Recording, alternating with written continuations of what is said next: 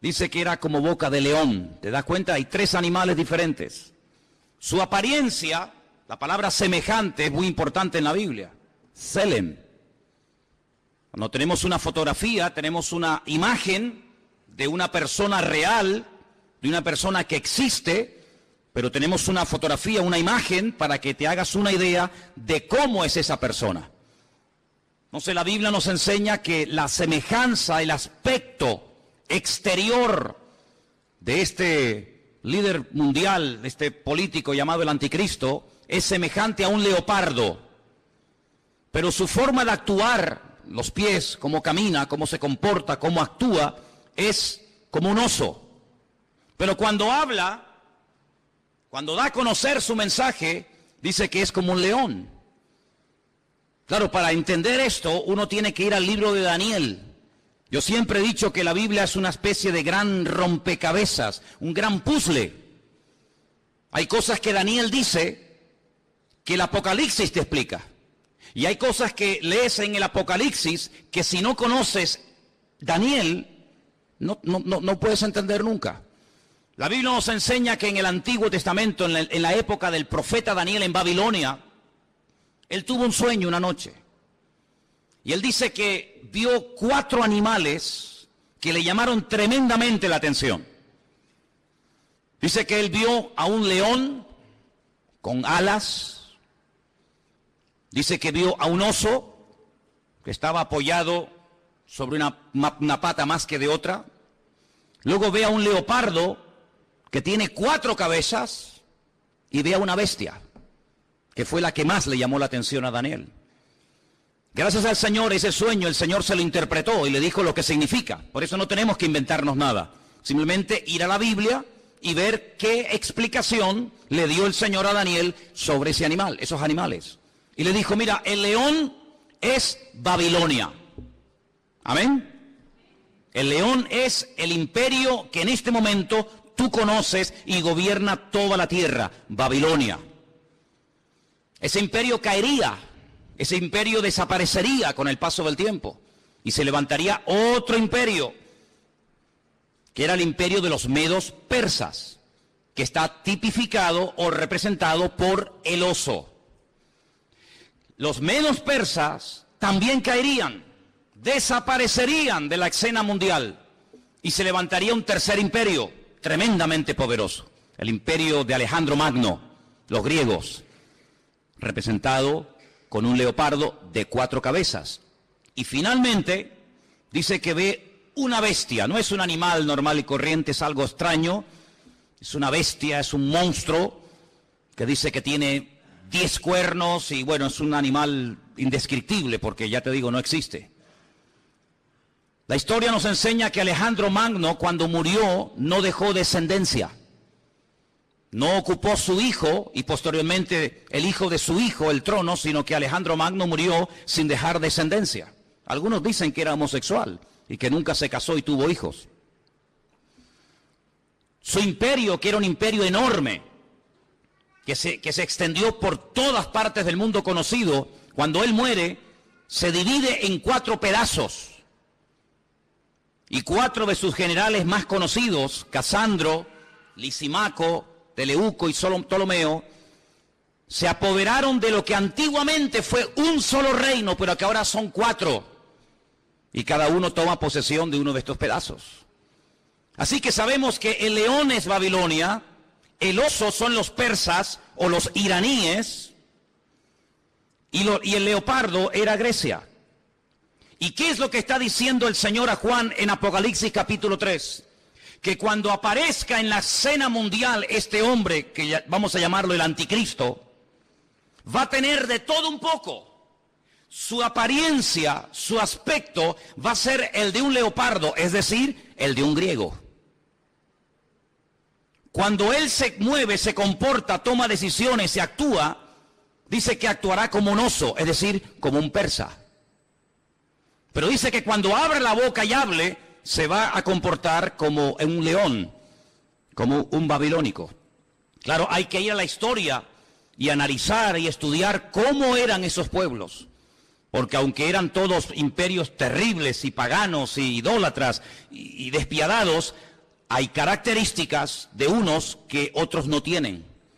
Por ejemplo, los griegos le dieron mucha importancia al aspecto físico, al hedonismo, al vivir bien, al pegarte la gran vida. Pero cuidado, no eran ateos. Los griegos no eran ateos. Les recuerdo que cuando el apóstol Pablo fue a Grecia, a un lugar público llamado el Areópago, donde se compartían las enseñanzas, y allí estaban los filósofos de la época, el apóstol Pablo dijo: hoy paseando por vuestra ciudad, por Atenas, he observado que ustedes los atenienses sois gente muy religiosa. No eran ateos, pero eran religiosos. Dice que al apóstol Pablo le llamó la atención que vio un altar donde no había ninguna imagen, pero había una inscripción que decía: al Dios no conocido. Es decir, por si acaso nos hemos olvidado de reverenciar o de adorar a un Dios que no sabemos cómo es, le ponemos una inscripción para que no se sienta ofendido. Luego, una de las características de los griegos era que le daban mucha importancia a la cultura, a la filosofía, a los deportes. Ellos fueron los inventores, los creadores de las Olimpiadas. Ellos le daban mucha importancia al aspecto físico. Llenaron toda Jerusalén y el mundo conocido de antaño de gimnasios. Le daban mucha importancia al culturismo, al aspecto físico. Pero también eran personas que tenían grandes problemas con la lujuria. La mayoría de ellos eran bisexuales, le gustaban tanto los hombres como las mujeres. Eran personas que no tenían ningún tipo de escrúpulos, eran personas que no tenían ningún tipo de moral, eran personas que le daban rienda suelta a cualquier impulso de la carne, con tal de que te sientas bien, lo puedes hacer. ¿Quieres ser homosexual y eso te hace sentir bien? Adelante. ¿Quieres ser cualquier otra cosa? Adelante. En otras palabras, no te reprimas. No tengas ningún recato, ningún principio moral o espiritual, sino rienda suelta a los impulsos. El anticristo será así. El anticristo no será un ateo, pero será una persona, un libertino, una persona que le dará igual lo que sea, con tal de que la gente se sienta contenta y feliz. Por eso dice que su aspecto, su forma de ser, es como la de un griego, una persona que le da lugar a la carne, al hedonismo. Pero dice que cuando actúa como un oso, como un persa. Y hermano, es interesante notar porque el imperio persa siempre tuvo algo muy interesante entre ellos, y es que siempre tenían una intención de expandir su territorio. Saben que desde hace muchos años ha estado mareando la perdiz, los persas, Irán, pero una de las cosas que quieren es, siempre lo han querido y lo han dicho y no lo han ocultado, es la destrucción y aniquilación total y absoluta del Estado de Israel. Israel ha amenazado en varias ocasiones a Irán porque sabe que están construyendo armamento nuclear, no con fines, digamos, científicos, sino con fines militares.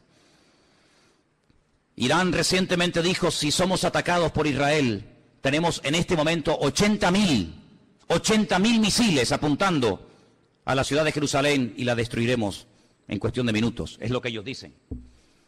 Por lo tanto, aunque aparentemente es una persona pacífica y educada y con una cultura tremenda, por otra parte, en su corazón es una persona que le gusta la guerra. Dice la Biblia, recuerden, la semana pasada cuando hablamos de este personaje, dice que él cambia de religión.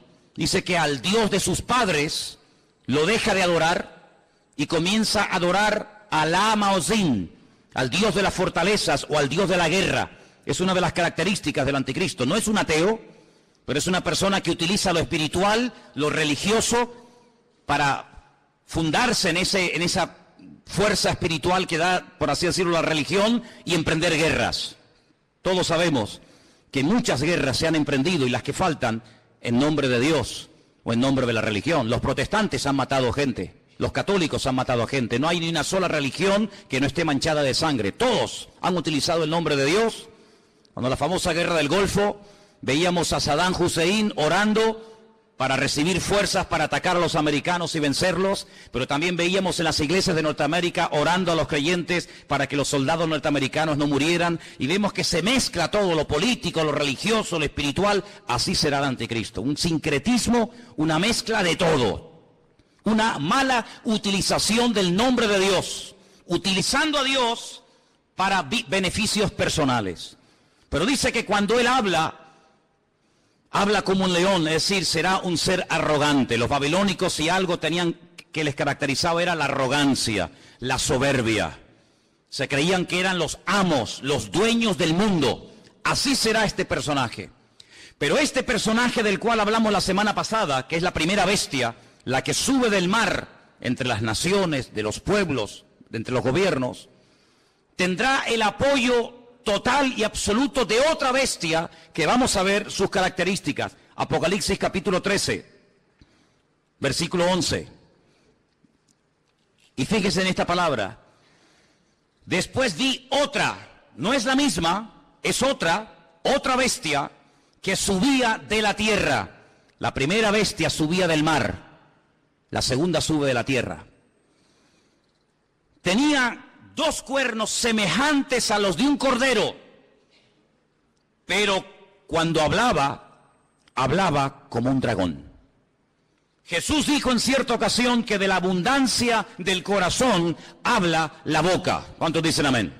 Su aspecto es un cordero, pero en cuanto abre la boca sale toda la basura que tiene dentro y se da a conocer lo que realmente lleva: maldad y muerte por todas partes.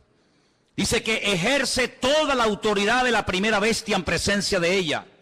Hace que la tierra y los moradores de ella adoren a la primera bestia, cuya herida mortal fue sanada. Versículo 13.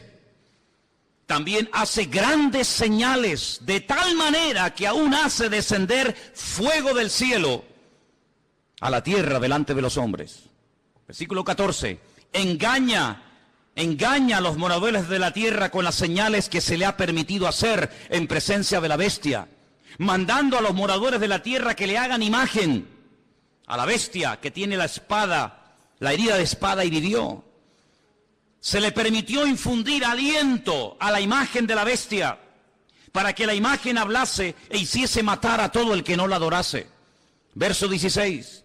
Hacía que a todos, pequeños y grandes, ricos y pobres, libres y esclavos, se les pusiese una marca en la mano derecha o en la frente, y que ninguno pudiese comprar ni vender sino el que tuviese la marca, o el nombre de la bestia, o el número de su nombre. Dice, aquí hay sabiduría. El que tiene entendimiento, dice, el que tiene entendimiento cuente el número de la bestia, pues es un número de hombre, y su número es 666. Es decir, que en los últimos tiempos surgirá un nuevo orden mundial.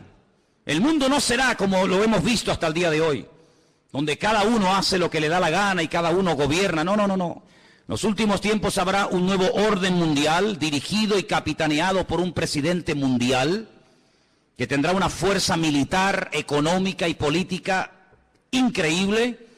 Y a este personaje se le conoce vulgarmente con el nombre del anticristo, el que se opone a Cristo, el que quiere suplantar la figura de Cristo. Pero tendrá a una persona que la Biblia lo llama, fíjense qué curioso, falso profeta. Si analizamos toda la Biblia, vemos que la figura de los profetas era algo muy importante. La Biblia está llena de verdaderos y auténticos profetas. Daniel, Jeremías, Isaías, Habacuc, Sofonías, Malaquías, cientos de buenos profetas. ¿Qué era un profeta?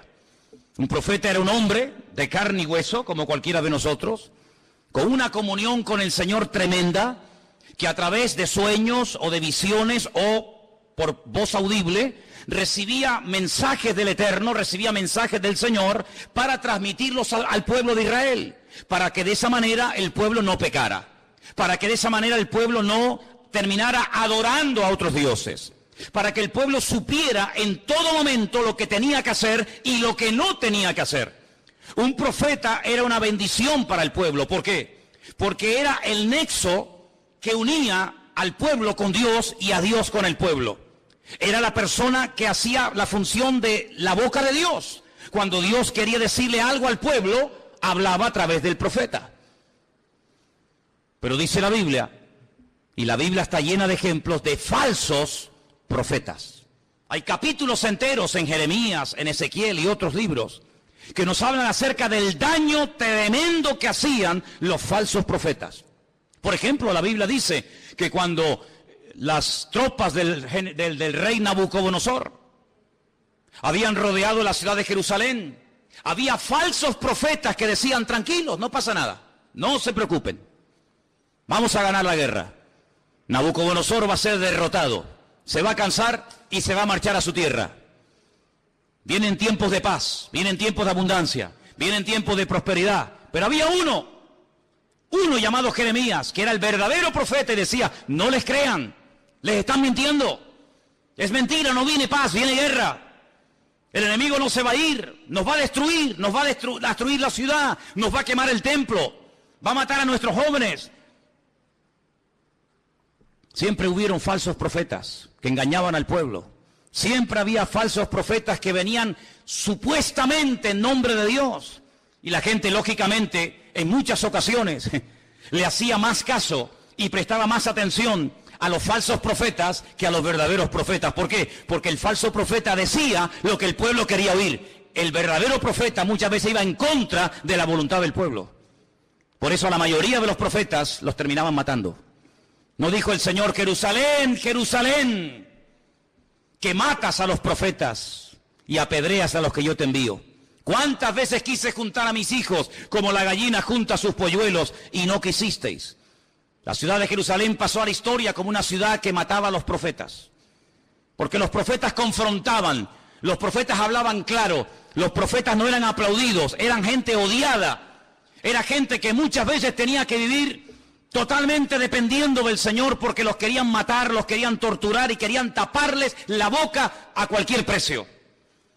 Y curiosamente dice la Biblia que el anticristo tendrá el apoyo incondicional de un hombre que no va a ser un político. Recuerda eso, el falso profeta no será un político, será una persona que se encargará fundamentalmente de 4 cosas. Primera, lo hemos leído, versículo 12, hará todo lo posible para que todas las naciones de la tierra reconozcan la autoridad y se sometan a la autoridad del anticristo.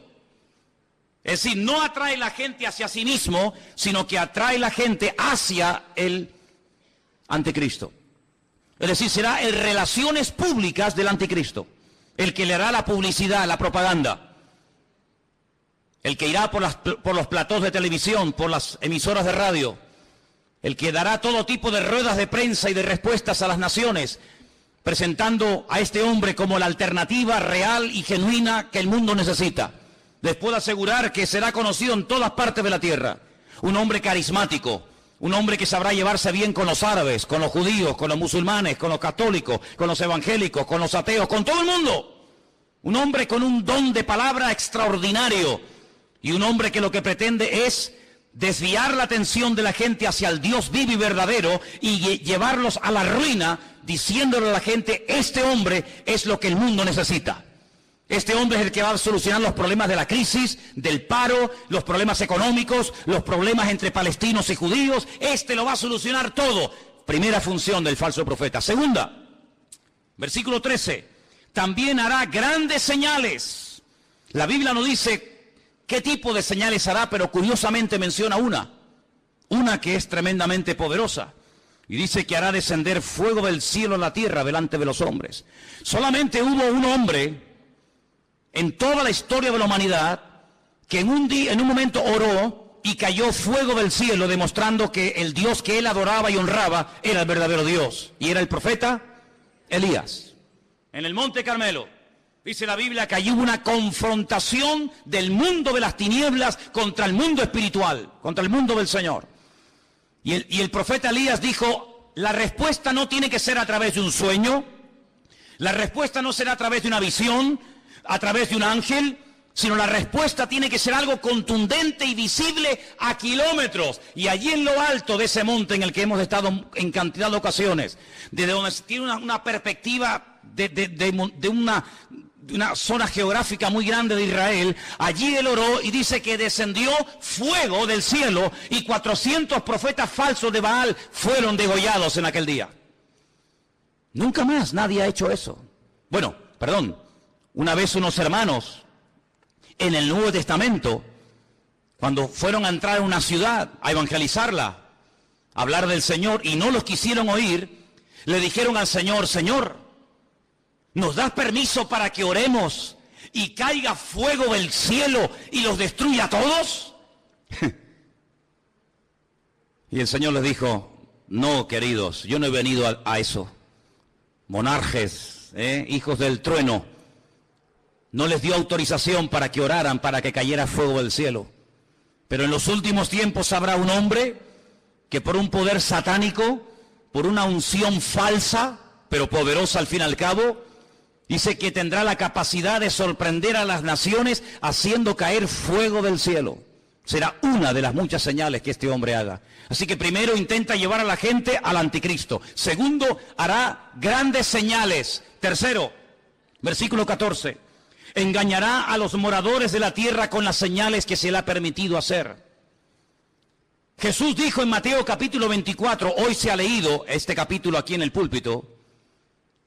En Mateo capítulo 24 dice que cuando Jesús salía del templo de Jerusalén, los discípulos le dijeron: Señor, observa, qué templo tan hermoso tenemos. Un templo maravilloso, es una maravilla para nosotros los judíos tener un templo tan bonito en nuestra ciudad de Jerusalén. Jesús les dijo: no quedará piedra sobre piedra que no sea destruida. Cuando ellos cruzan el torrente de Cedrón y se van al monte de los olivos, allí 4 de sus discípulos, 4 solamente, le dicen: Señor, ¿cómo? ¿Cuándo?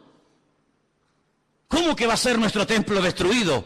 Dinos, ¿qué señal habrá de tu venida y del fin del siglo? Y el Señor les da un mensaje tremendo que les animo a que lo vuelvan a leer en casa. Mateo 24, también lo tienen en Lucas 21. Y una de las cosas que repite reiteradamente el Señor es esta: mirad que nadie os engañe. ¿Cuántos dicen amén? Que nadie os engañe. Y curiosamente dice: porque vendrán falsos cristos. ¿Qué significa la palabra Cristo? Tanto que la utilizamos los cristianos, tenemos que saber lo que significa, ¿no? Viene de la palabra hebrea Mashiach, que significa ungido. Vendrán muchos falsos ungidos. Eso es lo que está diciendo. No solamente personas que dirán: que yo soy el Mesías, sino vendrán vividores, farsantes, personas que utilizando el púlpito de las congregaciones, personas que utilizando medios de comunicación como la radio, la televisión, etcétera, engañarán a muchísimas personas, utilizando tal vez la manipulación, utilizando tal vez los problemas físicos, emocionales o espirituales de la gente. Dice: y a muchos engañarán. Pero el Señor dice: mirad que nadie os engañe, porque no solamente vendrán falsos ungidos, sino también dice falsos profetas. ¿Qué es un profeta? Un profeta es un predicador, ¿sí o no? Es uno que predica, es uno que proclama un mensaje, en este caso un mensaje bíblico, un mensaje de Dios. Dice: pues vendrán falsos predicadores. Y usted dice: pero hermano, ¿sabes lo que estás diciendo? Totalmente. Y ya han comenzado a proliferar por todas partes del mundo falsos predicadores, falsos evangelistas, falsos maestros, falsos profetas, que incluso a veces con milagros o con señales llegan a seducir y a engañar a la gente. Y no es algo nuevo, lo estamos viendo de hace 10 años a esta parte, en todas partes del mundo. Pero en los últimos tiempos habrá una persona que será el máximo exponente del engaño y de la mentira, que la Biblia lo llama el falso profeta. ¿Y qué podemos hacer los cristianos? ¿Tenemos la obligación de creer todo lo que los pastores dicen? ¿Tenemos la obligación de creer todo lo que la gente predica en un púlpito? Rotundamente no. La Biblia nos enseña que cuando una persona proclama el Evangelio, y más cuando una persona se llama o se autodenomina profeta, la congregación, la audiencia, el pueblo que escucha el mensaje, tiene que filtrar, tiene que analizar, tiene que escudriñar si lo que este hombre está diciendo es palabra de Dios o es falso. No se puede decir amén a cualquier enseñanza, hermanos. Yo soy vuestro pastor hace 14 años en esta iglesia. Pero el día que yo me aparte del Evangelio, el día que yo me aparte de la verdad, el día que yo les enseñe algo falso, no me crean, no vengan más a este lugar. Porque la Biblia nos enseña que la oveja tiene la obligación de rumiar la comida antes de tragársela. ¿No hablamos hace poco de una de las características de las ovejas? ¿Sí o no?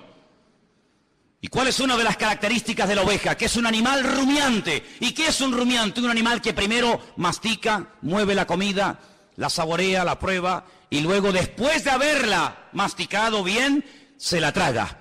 Y esa es una de las características que tenía que tener un animal limpio para poder ser ingerido. El Señor dijo que tenga pezuña y que sea rumiante. Y el Señor quiere que tú seas, permíteme la palabra, un rumiante. Una persona que diga, un momento, te he oído, he prestado atención, he tomado buena nota. Perfecto. Déjame analizar a través de las Escrituras si lo que tú hoy nos has enseñado, si la palabra que nos has traído es bíblica o es mentira y es falsa.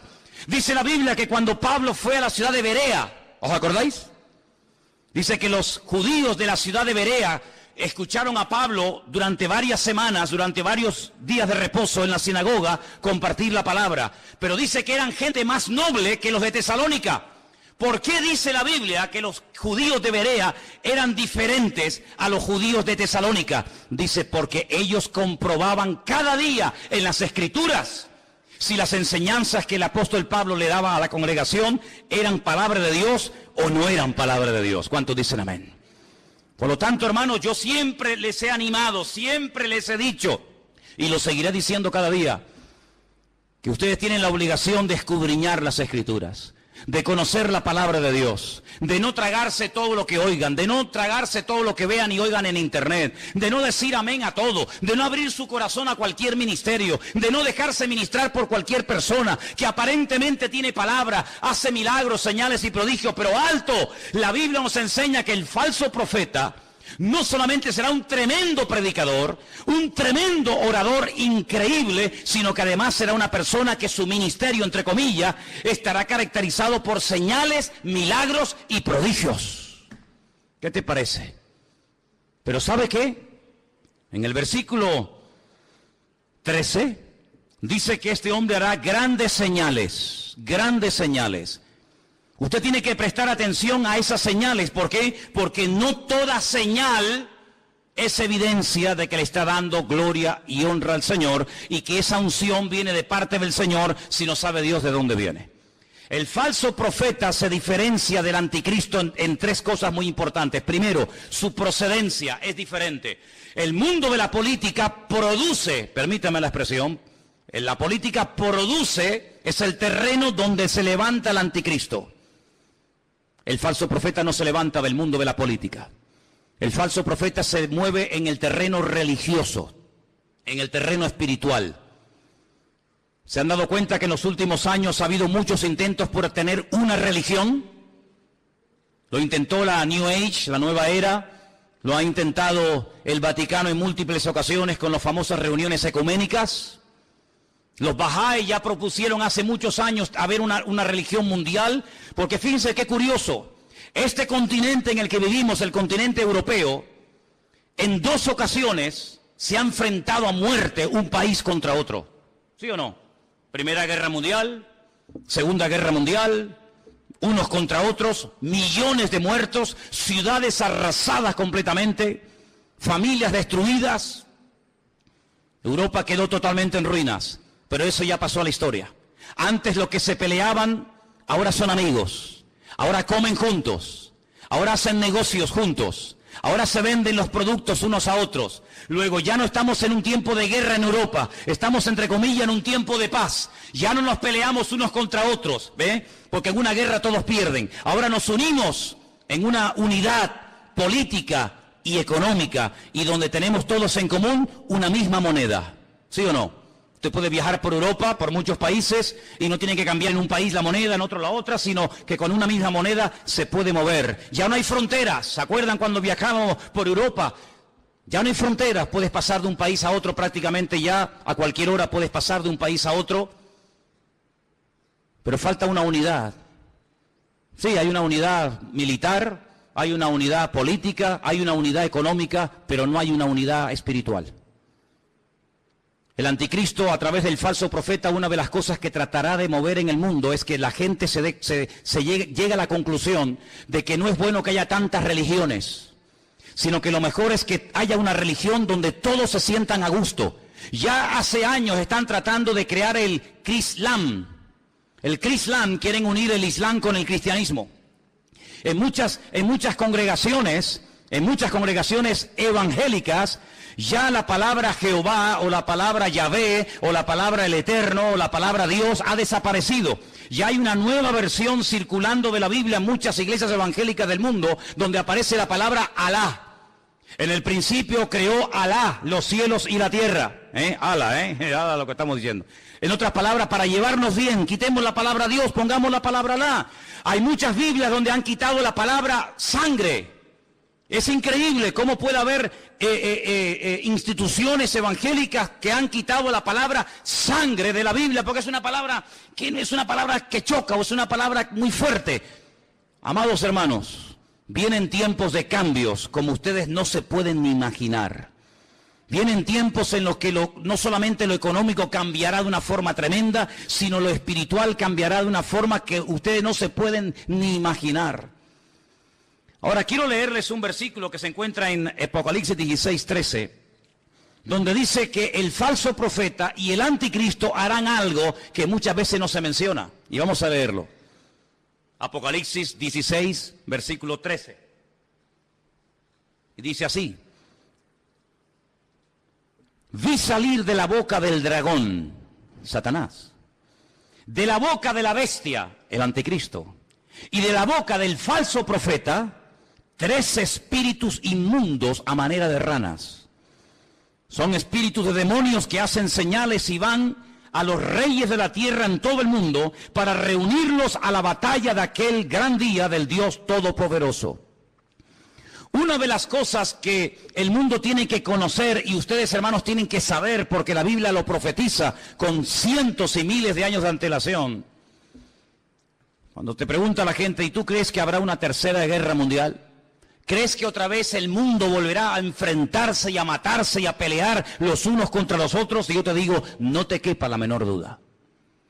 La pregunta no es si se van a pelear, la pregunta es ¿por qué tardan tanto en enfrentarse los unos contra los otros? El mundo se está convirtiendo en un caldo de cultivo donde la violencia y la agresividad será algo normal. Miren los colegios, hermanos. Hay muchos colegios en los Estados Unidos que es un peligro. Porque cuántos niños, cuántas docenas de jóvenes han entrado armados a un colegio y han asesinado a cantidad de compañeros. Amados hermanos, la violencia va a ser una de las características de los últimos tiempos. Habrá violencia en la sociedad, violencia en el tráfico, violencia en las iglesias, violencia en los parlamentos, violencia por todas partes. El Señor Jesucristo dijo que Él vendría, pero antes de que Él viniera, los tiempos en los cuales viviríamos serían como los días de Noé. Y cuando uno observa la generación en la que le tocó vivir a Noé, no era una sociedad pacífica. Cuidado, era una sociedad tremendamente avanzada para la época en la que vivía. Fijaros lo que querían construir. En la época de Noé se quiso construir el edificio más alto del mundo, un sigurat, una torre que llegara al mismo cielo, a la misma presencia de Dios, con el objetivo de demostrarle a Dios que a través de la tecnología de la época, el hombre era capaz de desafiar al mismo Dios y de llegar a su presencia no a través del medio establecido por Dios, sino a través del medio de la mente humana. La tecnología puesta al servicio del mal. ¿Piensan ustedes que el anticristo y el falso profeta no echará mano de la tecnología de la época para engañar y meterse en miles y en millones de hogares? No les quepa la menor duda. No les quepa la menor duda. Así que en los tiempos de Noé, no fue como en los tiempos del diluvio. Fue en los tiempos del diluvio, no fue como en los tiempos de la Torre de Babel. En los tiempos de la Torre de Babel, la Biblia nos enseña que Dios no destruyó a la humanidad, sino que la separó y la confundió. ¿Por qué? Porque habían aprendido un secreto tremendo. ¿Cuál fue? La unidad. Se unieron para lo malo. Sin embargo, en el tiempo del diluvio, se mataban los unos a los otros. El anticristo sabe perfectamente que la unidad tiene un poder tremendo. Por eso él lo que intenta es unir religiones, unir filosofías, unir diferentes estilos de vida para llevar a este mundo a la ruina y a la destrucción total. Una de las cosas que el hombre ha intentado y lo está consiguiendo desde los tiempos de la Edad Media es desterrar la palabra Dios, la palabra Biblia, del vocabulario del ser humano. Hoy en día se oye hablar muy poco de Dios, muy poco de Biblia. ¿Por qué? Porque los hombres a lo largo de la historia han intentado destruirse los unos a los otros. Pero el objetivo final del diablo es destruir a Dios, quitar a Dios del vocabulario de la gente. ¿Y qué es lo que hace el falso profeta? Levantar al anticristo para que lo adoren a él. Y no es la primera vez que un hombre reclama honra y gloria para sí mismo. No es la primera vez que un César, que un faraón o que cualquier persona ha intentado levantarse más alto que Dios y matar y asesinar a todas aquellas personas que no lo apoyan y no lo reconocen. Una de las cosas que hará el falso profeta es algo tremendo. Dice que marcará, sellará a la gente. Ahora, esto no es nada nuevo. Si ustedes leen esta noche tranquilamente en casa el capítulo 9 de Ezequiel, recuerden, Ezequiel capítulo 9, ustedes se van a dar cuenta que el Señor, antes de ir a la ciudad de Jerusalén y permitir que las tropas enemigas la destruyeran, Él dijo: ponle una marca a mis hijos en la frente y en la mano. Para marcar, hacer una diferencia entre el que cree y en el que no cree, el que es mío y el que no es mío. Y dice la Biblia que marcaban a la gente en las manos. El anticristo, el diablo, que es un imitador de la obra de Dios, lo que intentará es marcar a la gente como si fueran animales. Ya hablamos la semana pasada de ese famoso microchip, un sistema muy interesante, muy moderno, que intentará facilitarle la vida a la gente, sobre todo a la hora de comprar, a la hora de vender, a la hora de viajar, no perder el dinero, tener en todo momento encima tuyo todos tus datos económicos, tus datos de vacunas, etcétera, etcétera. Ese microchip ya existe. No es una ciencia ficción. Los animales, los perros, me imagino que en Suiza será igual. Aquí es obligatorio que los animales tienen que llevar un chip.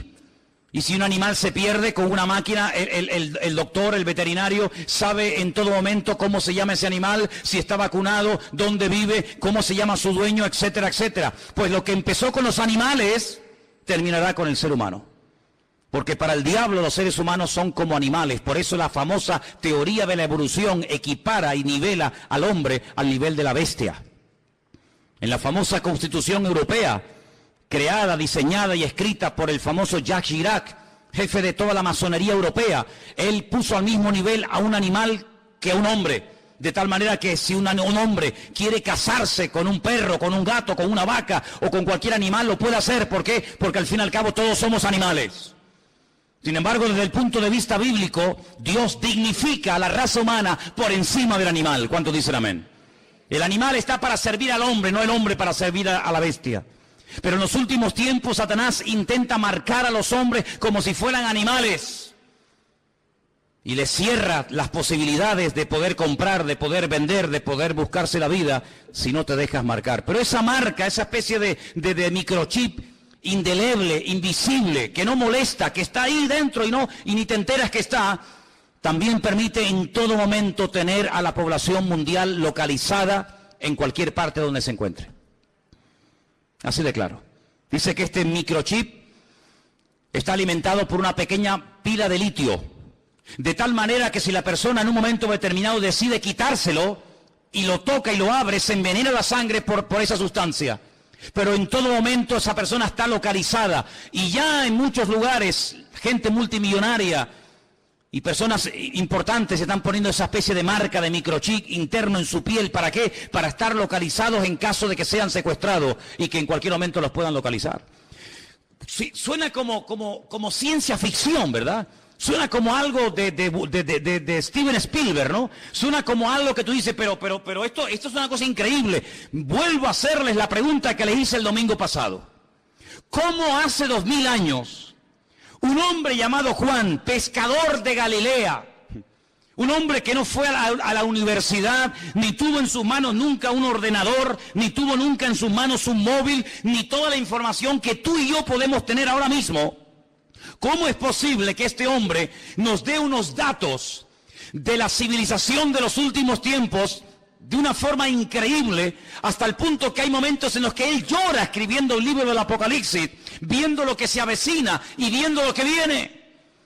Es el hombre que dice que en los últimos tiempos el famoso río Éufrates se secará para que millones de soldados vengan desde el norte, casi diríamos como que en línea recta, y se den cita en el valle de Jezreel, en la zona de Megiddo, para llevar a cabo la gran batalla, la famosa batalla del Armagedón. Sabemos que en el punto de mira hay un pequeño pueblo que tiene 22.000 kilómetros cuadrados. Un pueblo que ha sido el pueblo más odiado, más perseguido de toda la historia de la humanidad. Y es el pueblo de Israel. Así de claro. Dios decidió que su hijo naciera en una pequeña aldea insignificante de Israel llamada Betlehem, la casa del pan. Belén la conocemos nosotros. Dios decidió que su hijo naciera y viviera en ese pequeño país, que allí predicara, que allí sanara a los enfermos, que allí demostrara lo que era y a lo que vino, que allí lo mataran, que allí resucitara, que allí ascendiera y que allí volverá otra vez por segunda vez, según la palabra de Dios.